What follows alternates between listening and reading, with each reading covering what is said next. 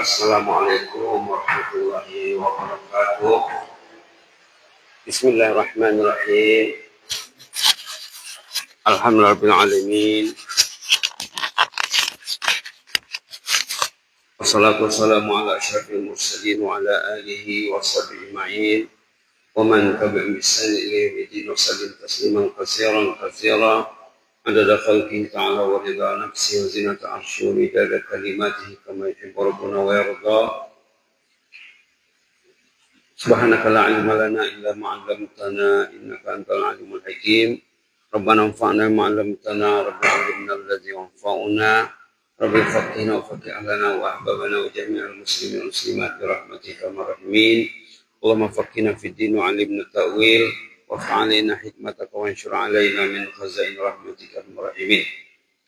Alhamdulillah, kembali kita memperbaharui syukur puji kita di pagi hari.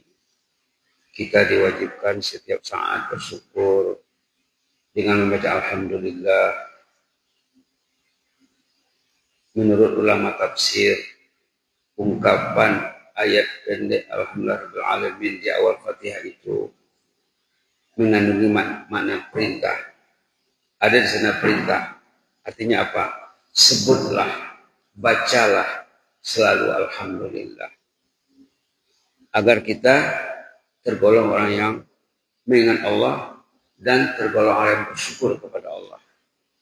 Kalau orang lupa kepada Allah, dia berada dalam bahaya.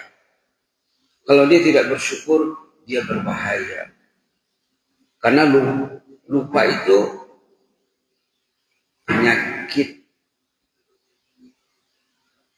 kronik, penyakit berbahaya yang nanti di akhirat rata-rata manusia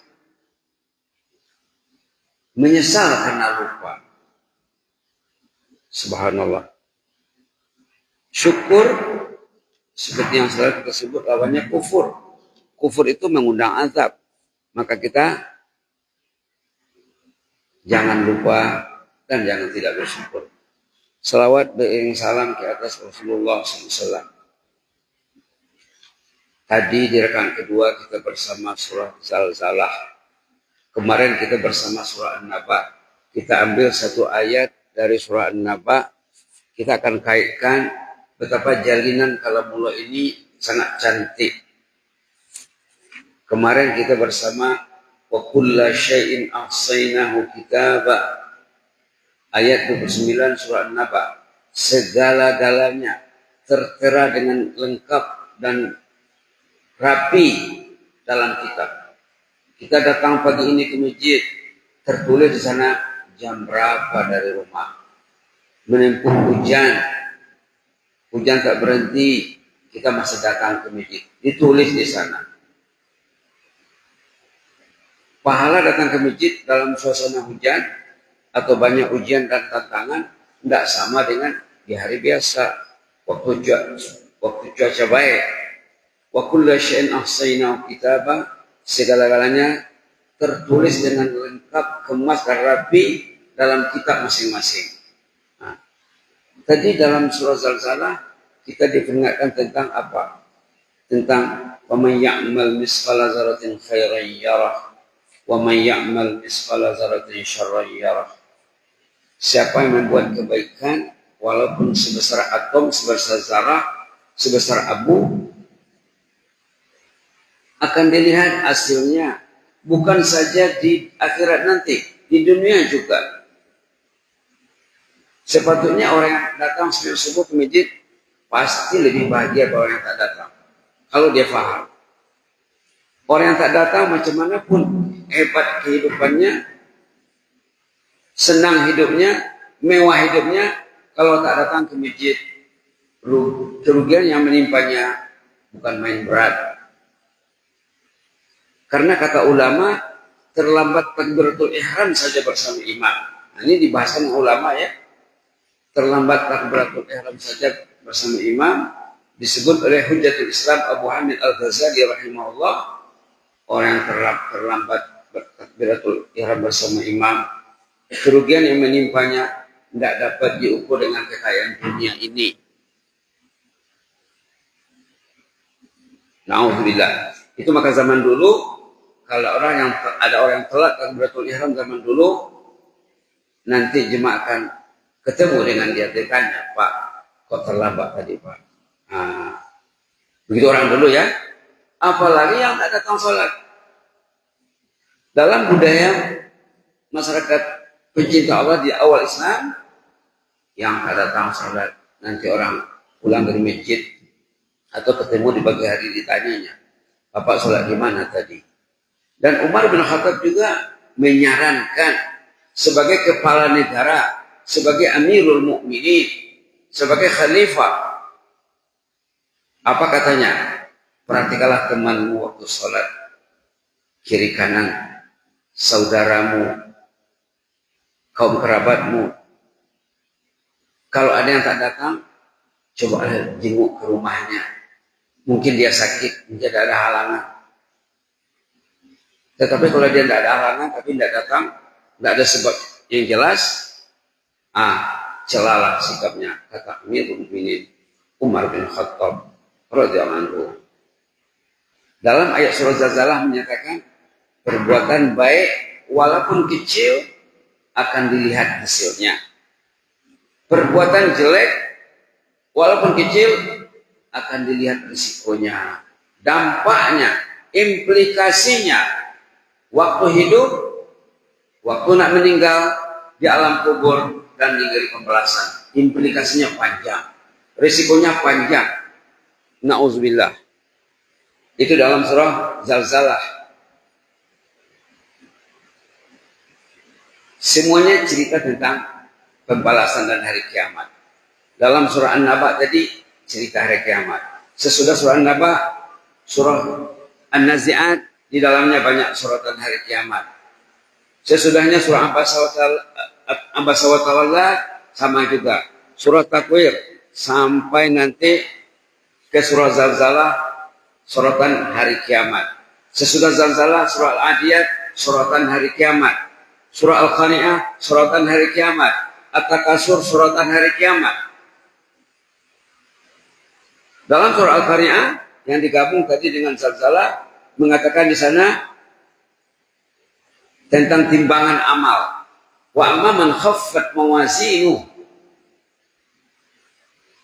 wa amma man thaqulat mawazinuh, fa huwa fi 'ishatin radiyah.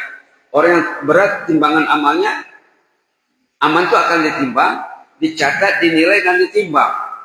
Betapa telitinya manajemen Allah. Ditulis, disemak, ditimbang lagi. Subhanallah. Fa'amma man thaqulat mawazinu ayat 6, siapa yang berat timbangan amal baiknya, fa huwa fi 'ishatir radiyah. Orang yang berada dalam kehidupan yang selesai, yang enak, yang senang, tidak masalah dengan dia. Jadi dalam surah Zalzalah ini, dalam surah Al-Qari'ah ini manusia ada dua kategori, dua jenis. Ada yang berat timbangan amal baiknya, hidupnya fi 'ishatir radiyah, enak, senang, selesai dan bahagia. Sama dengan ayat dalam surah Al-Fajr.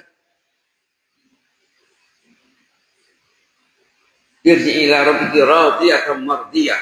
Sana pun radiyatan mardiyah. Di sini radiyah.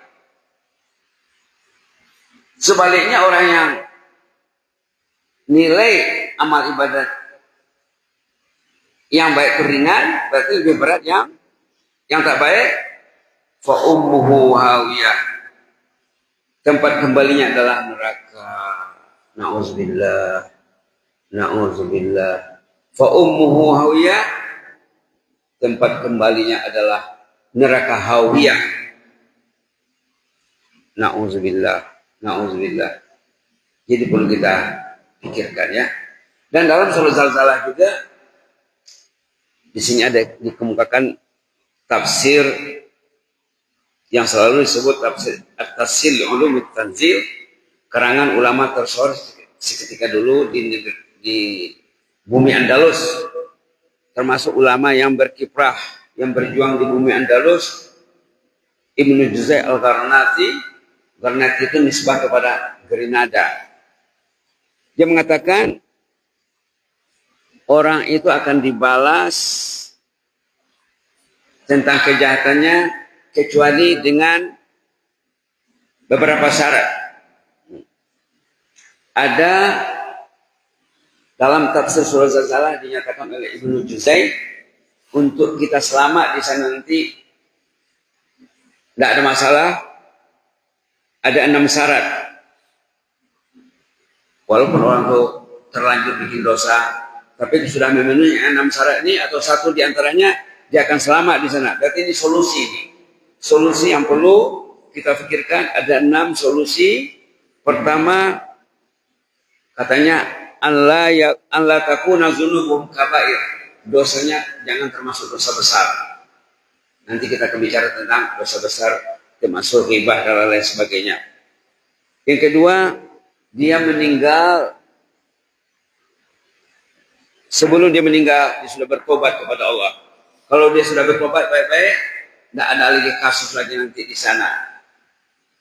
Nanti kita akan sorot hadis yang mengatakan, walaupun dosa orang itu sampai ke langit katanya, walaupun dosanya memenuhi bumi, kalau dia kembali kepada Allah, berdoa dan berharap kepada Allah, Allah akan memberikan keampunan sampai ke langit dan keampunan seluas bumi. Hadis nomor 42, hadis Arba'in karya Imam Nawawi. Patutnya minimal hadis Arba'in ini ada di rumah. Banyak di toko-toko buku terjemahan hadis Arba'in, hadis 40, tetapi isinya 42. Hadis terakhir dalam hadis Arba'in mengatakan, walaupun dosa orang itu melangit sampai ke langit, tapi dia berdoa berharap kepada Allah, Allah akan beri ampunan sampai ke langit. Walaupun dosa orang itu penuh di bumi ini, mudah-mudahan tidak lah ya. Tapi demikian disebutkan dalam hadis, walaupun dosa orang itu kemana-mana ada dosanya. Di Madinah ada dosanya, di Sumun ada dosanya, di Sumbar, di Sumatera, di Jawa, di Malaysia, di mana penuh bumi ini dengan dosanya. Kalau dia kembali kepada Allah, Allah akan memberi keampunan sebanyak dosanya. Subhanallah. Berikutnya di sini yang ketiga, orang itu tidak ada kebaikannya yang bisa mengimbangi kejahatannya. Kalau ada kebaikan yang mengimbangi kejahatannya, berarti dia selamat. Berikutnya, dia tidak diberi syafaat. Kalau dia diberi syafaat, selesai, insya Allah. Dan terakhir sekali di sini, kalau Allah tidak memberikan al-afu namanya, kemaafan. Bila Allah memaafkan, tidak ada lagi kasus nanti di sana lagi. Jadi solusinya apa tadi? Jangan melakukan dosa besar, hendaklah bertobat sebelum meninggal, dan memperbanyak amal ibadah yang berat timbangannya, dan mencari sumber-sumber syafaat, terutama syafaat Rasulullah SAW. Dalam hadis sahih, orang yang mendengar azan dan berdoa sesudah azan, jelas akan dapat syafaat Nabi nanti di sana. Karena doa sesudah azan itu doa terkait dengan Rasulullah, berhubungan dengan Rasulullah. Kemudian berikutnya, kalau dia tidak diberi kemaafan oleh Allah, itu maka kita minta wa'fu anna wa'fir lana warhamna agar Allah innaka afuwwun karim tuhibbul afwa fa'fu anna.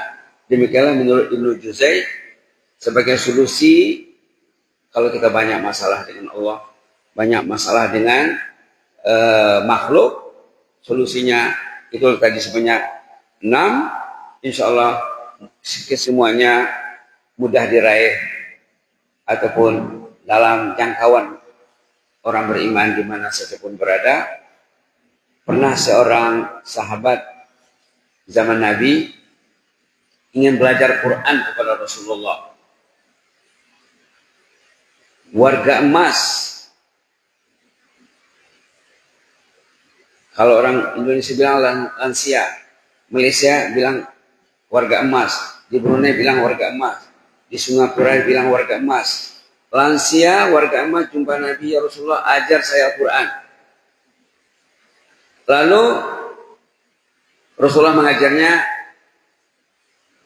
Surah yang ada awalnya alif lam ra. Dibilang tidak bisa. Tawar menawar. Yang ada sabiu di awalnya. Oh tidak bisa. Usia saya sudah lanjut. Memori saya sudah lemah. Saya ingin satu ayat atau surah pendek lengkap dan menyeluruh. Lalu Nabi mengajarnya surah Zalzalah 8 ayat pendek. Iza zulzilatil ardu zilzalaha. Dia pahami surah ini, masuk di hatinya. Sambil dia pergi, dia bilang, saya hanya akan baca surah ini saja. Saya tidak ada masa lagi membaca surah yang lain. Rupanya zaman dulu juga ada yang masih perlu belajar Al-Quran. Kata Rasulullah, ini cukup. Sambil dia pergi, Rasulullah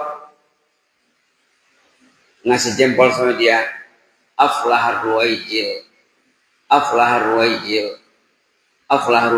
Sukses bapak ini. Masuk surah Zalzalah di hatinya. 8 ayat pendek dapat tempat di hatinya. Sukses orang ini. Jadi sebagai penutup sama-sama kita baca surah Zalzalah, mudah-mudahan bertempat di hati kita. A'udzubillahi minasyaitonir rajim. Bismillahirrahmanirrahim. Idza zulzilatil ardu zilzalaha wa akhrajatil ardu asqalaha wa qala al-insanu ma laha yawma idzin tuhaddisu akhbaraha bi anna rabbaka awha laha يومئذ يصدر الناس أشتاتا ليروا أعمالهم فمن يعمل مثقال ذرة خيرا يره ومن يعمل مثقال ذرة شرا يره صدق الله العظيم نسأل الله العفو والعافية إني أحبكم في الله وجزاكم الله خيرا وأستودعكم الله والسلام عليكم ورحمة الله وبركاته.